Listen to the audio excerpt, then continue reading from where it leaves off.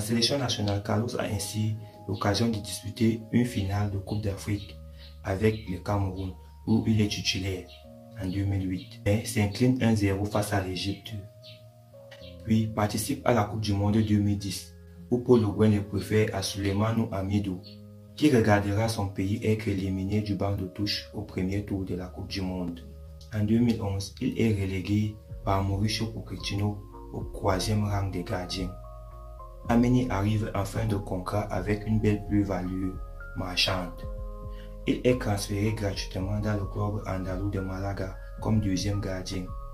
Essentiellement destiné à jouer la Coupe du Roi, il s'impose finalement dans les buts de Malaga, malgré l'arrivée de Guillermo Ochoa, disputant un peu plus une 60aine de matchs.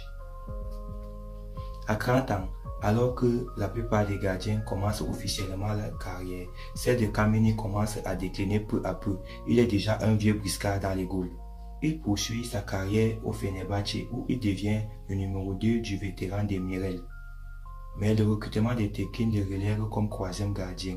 C'est un coup dur pour Idriss Carlos Kameni. Comme 3e gardien au Fenerbahçe, il est tout nu, tout bronzé et surtout sans club.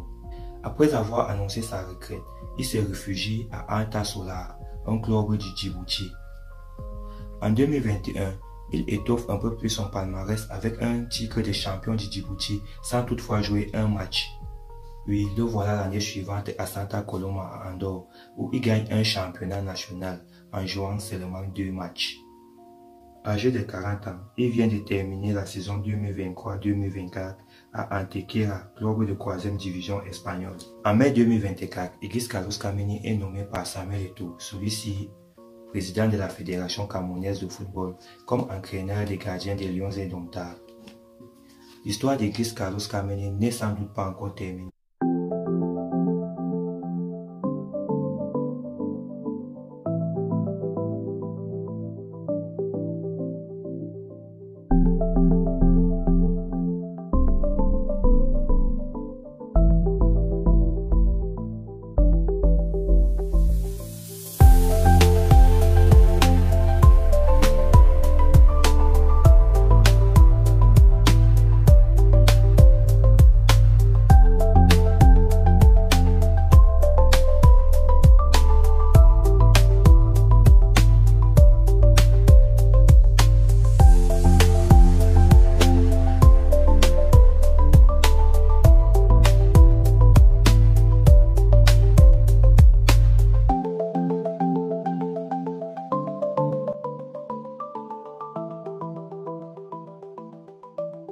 Si vous avez aimé cette vidéo, n'oubliez pas de nous laisser un pouce et surtout abonnez-vous à notre chaîne.